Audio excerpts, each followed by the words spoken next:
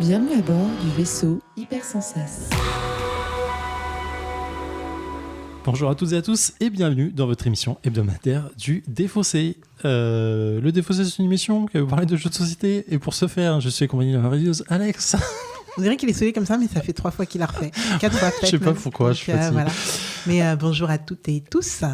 Alex, nous ne sommes pas seuls, nous avons le plaisir, le bonheur et le privilège d'être accompagnés de Amy de Wonderboard, si je dis pas de bêtises. Demandez les prénoms des gens pour ne pas les utiliser, j'adore. Mais c'est ok. Non mais parce que c'est parfait. Amy, Non, mais c'est parfait. c'est mieux, c'est ça. C'est parfait. Merci. Bravo. Oh là là, je me sens Pas besoin de la jugé. refaire. Je me sens jugé. Je la refais pas. C'est tout de garder Pas dedans. de jugement, jamais.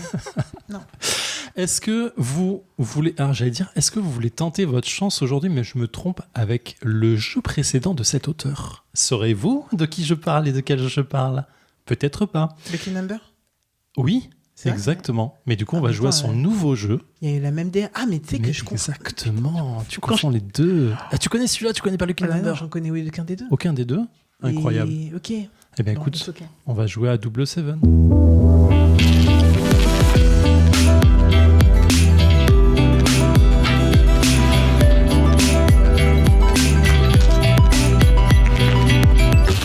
Donc le Défaussé s'est passé en 3 parties. Dans une première partie, je vais présenter Double Seven à mes comparses du jour. Dans une deuxième partie, nous allons jouer. Dans une troisième partie, nous allons revenir débriefer ensemble.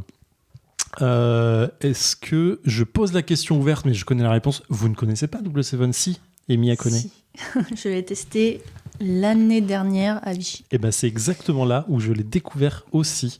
Incroyable. Il y avait une soirée privée de, c'était pas je dis Origame, mais c'était pas Origame spécifiquement. Je crois que c'était, j'ai oublié qui l'avait organisé. Mais du coup, il y avait la présentation. Non, mais je sais plus quel studio l'organisait, mais il y avait plusieurs studios que. J'étais là. Tu es venu plus tard dans la soirée, effectivement. Et donc, nous allons jouer à Double Seven, qui est un jeu de Michael Sachs. Édité par Tiki Édition, illustré par Christine Alcouf, que je remercie parce que c'est elle qui Mais m'a non. donné la boîte quand je l'ai vue à Lyon. Elle m'a dit: tu veux une boîte? Je dis: bah oui, c'est cool. Non, mais en vrai, j'avais bien aimé le jeu. C'est un jeu pour 2 à 4 personnes, 8 ans et plus, pour des parties de 20 minutes environ. C'est assez chill, dirons-nous. Comme je l'ai dit, c'est le jeu précédent, c'est l'auteur aussi de Lucky Numbers, qui est un jeu aussi un peu dans la même veine, un peu chill dans l'idée où on remplit un tableau de numéros. Et voilà, donc dans Double Seven, comment ça va se passer? On va avoir des tuiles de bonne facture, que je trouve assez agréable au toucher, qu'on va disposer au centre de la table.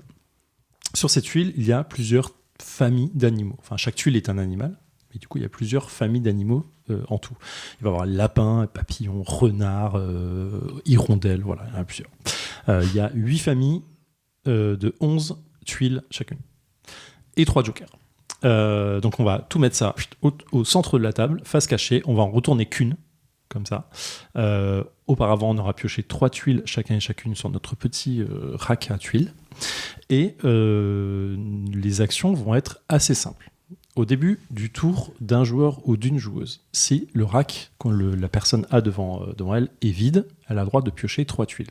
Sinon, on pioche que 2 tuiles. Ça a une importance pour la suite. Ça a une importance parce que piocher 3 tuiles, c'est assez fort. Donc on pioche 2 tuiles, et ensuite, on peut faire autant d'actions qu'on veut parmi les 3 actions possibles, me semble-t-il. La première, ça va être de commencer une famille. Donc c'est un peu comme au Rami, je vais faire un raccourci comme ça, c'est pas exactement ça, mais c'est un peu l'idée. À partir du moment où vous avez sur votre rack 2 tuiles identiques de la même famille, vous pouvez les poser devant vous. D'accord ?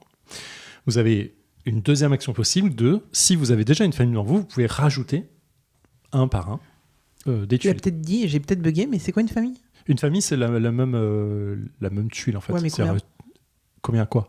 Une famille, c'est il faut. À partir de 2. Ah, Dès que tu as au moins 2 tuiles identiques, tu peux 2 commencer. égales, ok. Ouais, 2 familles. Hein. Bah, Ouais, famille, ok, famille. oui, T'es c'est vrai, marié. T'es marié Bah, c'est une famille de 1 aussi, ça marche. Légalement, le livret de famille vient à 2, quoi. Et donc ça, la deuxième action, c'est agrandir la famille, donc rajouter des tuiles à ta famille existante. Et la troisième action, qui est la plus intéressante, ça va être d'échanger une famille.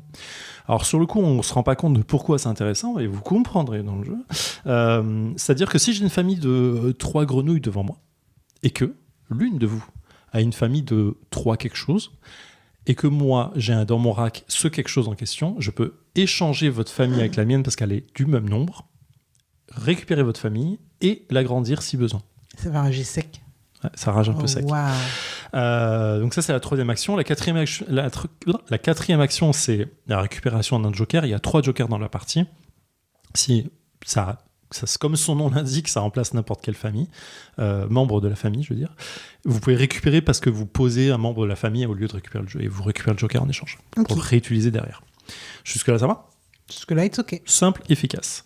Comment on met fin à la partie ? C'est simple. Lorsque on a une famille qui atteint au moins 7 membres, vous dites 7, j'imagine, il y a un mot à dire, je pense que 7 en français, et vous prenez une tuile qui dit 7 et qui vous fera un point supplémentaire à la fin. Okay. À partir d'une personne autour de la table qui a 2 familles de 7, on finit le tour en cours et on arrête la partie. Finir le tour en cours, c'est-à-dire que même si la personne était première joueuse, elle rejoue encore derrière. C'est vraiment, on finit le tour jusqu'à partir de la personne qui avait mis fin à la partie. Et voilà, vous avez une action spéciale qui permet de défausser 2 tuiles pour en piocher une, mais c'est pas forcément le truc la plus intéressant. À la fin, on compte les points, et puis c'est tout. C'est abrupt comme ça, mais au moins, ça me semble très simple. C'est très simple. J'ai joué 2-3 fois depuis Vichy. J'ai rejoué ce week-end avec des collègues. On faisait une petite soirée jeu. Et c'est venu vraiment en fin de soirée en mode bon, j'ai un dernier jour, peut-être c'est ça. Et vraiment, il y avait un truc chill de on a joué, on a fini, on dit on en refait une, ok, voilà, on a rejoué, on a fini. Ça a duré 15 minutes à chaque fois, c'était assez ok. Puis on a arrêté sur ça. Tu dises chill comme adjectif, là où moi je vois le coup d'aller récupérer chez les autres, pour moi c'est un petit peu le petit coup de vis, tu vois. Ouais, et du coup, c'est marrant que tu le définisses comme chill. Ouais, il y a un truc de c'est ok parce que tu vas le faire aussi après en fait. Il y a un truc, tout le monde se le fait. Et c'est assez naturel finalement. Ça va pas trop rager. Bon, on je verra. sais pas, on verra. Double 7, let's go. Let's go. On va pas appliquer, c'est moi. Hein. Tu regardes beaucoup trop chez moi. Mais en même temps, tu peux. Si, regarde 4. Bon, déjà, j'ai pas pioché. Déjà, piochons. Si, t'as pioché les 3. J'ai pioché les 3. Bon, tiens, reprends tes trucs là. Tu veux quoi, les renards ? Elle est obligée d'avoir les renards. Ils sont bien nazes. Bien nazes, les renards. Je dirais que ça marche pas, ma technique elle marche pas. Mais t'es relou. T'es relou de ouf. Tiens. Oh là là. Oh. 7. Et nous sommes de retour dans le défaussé après 19 minutes de double 7. Ça aurait été bien de faire 14 double 7. J'adore. Ici. Tu l'as ou pas je vais donner la parole à Amy. Qu'est-ce que tu en as pensé après cette partie il y a longtemps? Il y a longtemps, j'avais oublié. J'avais un peu oublié. C'est sympathique, c'est très simple, très accessible. Typiquement, je peux jouer avec la famille qui n'est pas très joueuse. Après, en tant que joueur, je le ressortirai pas tous les 4 matins. je le jouerai en famille, voilà, parce que je sais que ça peut plaire. Oui, c'est très familial. Voilà, mais c'est pas le genre de jeu que je vais sortir très souvent. Je préfère Lucky Numbers pour le coup. Lucky Numbers qui est très famille aussi. Qui est très famille, mais je trouve qu'il y a un peu plus de challenge. Mais après, ça reste sympathique. Voilà. Sympathique au demeurant. Voilà. Alex. Je connais toujours pas Lucky Number. On se fera, je pense. Let's go, faisons. Celui-là, je l'ai pas mal vu tourner, il me semble, sur BGA. Il est sur BGG. BGA. BGA, je sais pas s'il est dessus. Mais c'est pour ça que je confonds les deux, je pense. Mais bon, Lucky Number, il est sur BGA. Il est énormément sur BGA. Je crois l'avoir vu lui aussi. Je sais pas. Je ne suis pas sûre et certaine. Je pense que ce jeu n'est clairement pas pour moi. Je pense que je ne rejouerai pas forcément à ce jeu. Je me suis amusée parce qu'en fait, en vrai, c'est toujours la même chose. On s'amuse parce que on est con, quoi. Enfin, tu vois, pendant la partie, on fait des blagues. On fait des blagues, on rigole, de l'humour. Mais en vrai, sinon, je me suis pas amusée pendant ce jeu. J'ai pas eu de moment de contemplation pendant ce jeu. Ouais. J'ai pas eu de moment d'épiphanie où je me dis ah ouais, en faisant ça et en essayant de troll ou de scam un truc, ça va fonctionner et du coup, je vais faire un petit combo qui va me permettre d'avoir des trucs, etc., même avec des bonus. Ouais.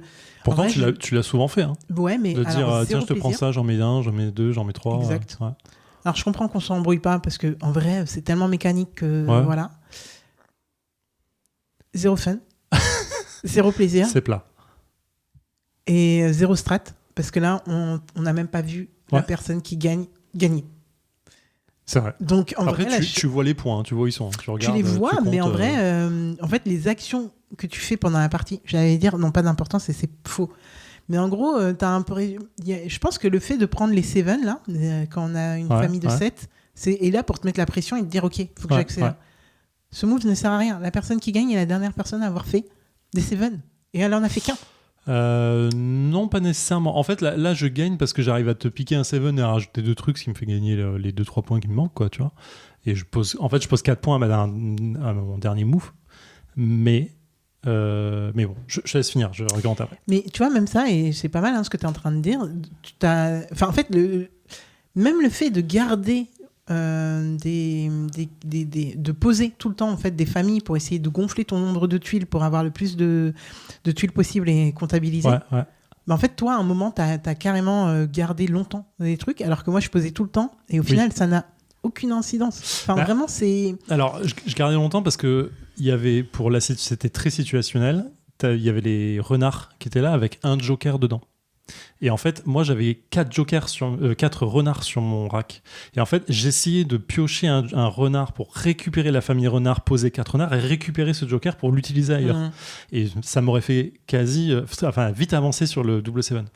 Et le problème, c'est que je comptais le nombre de renards qu'on voyait. Et quand j'ai pioché le 11e, j'ai dit, j'ai plus rien à faire, je suis obligé de les poser, en fait.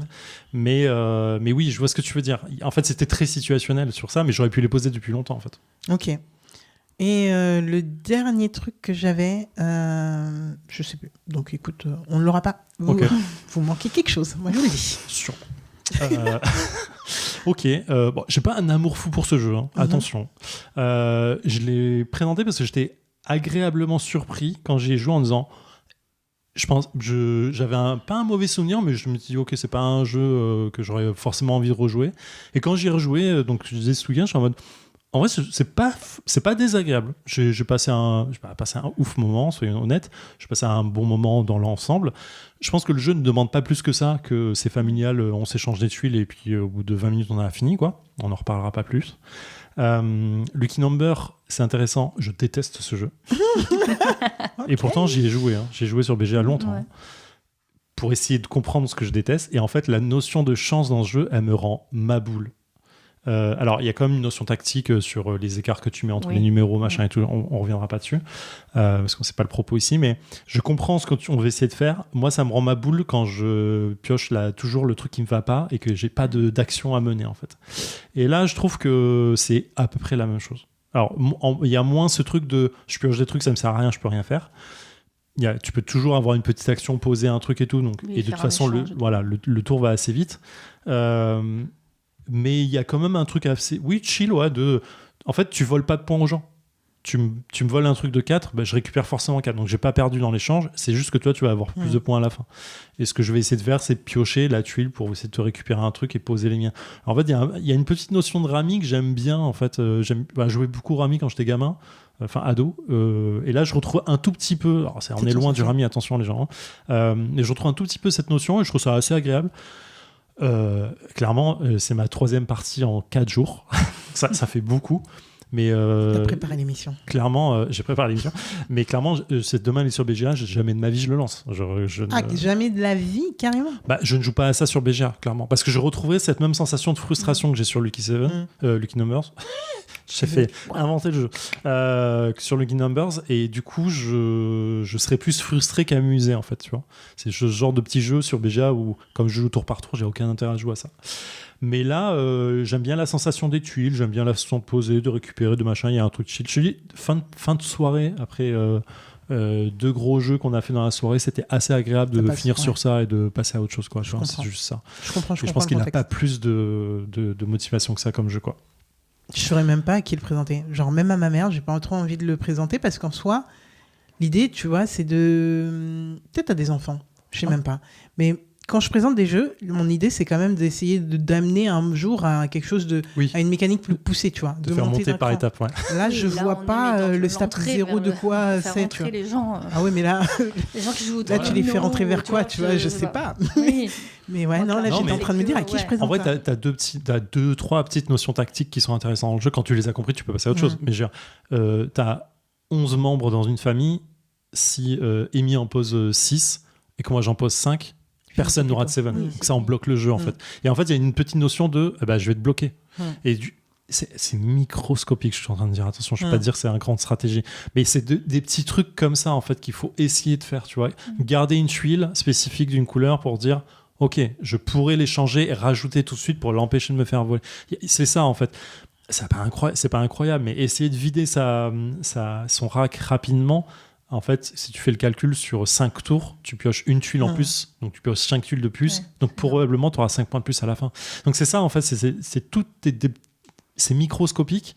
Quand tu as compris ça, tu as compris le jeu, voilà, le reste c'est de la chance de pioche.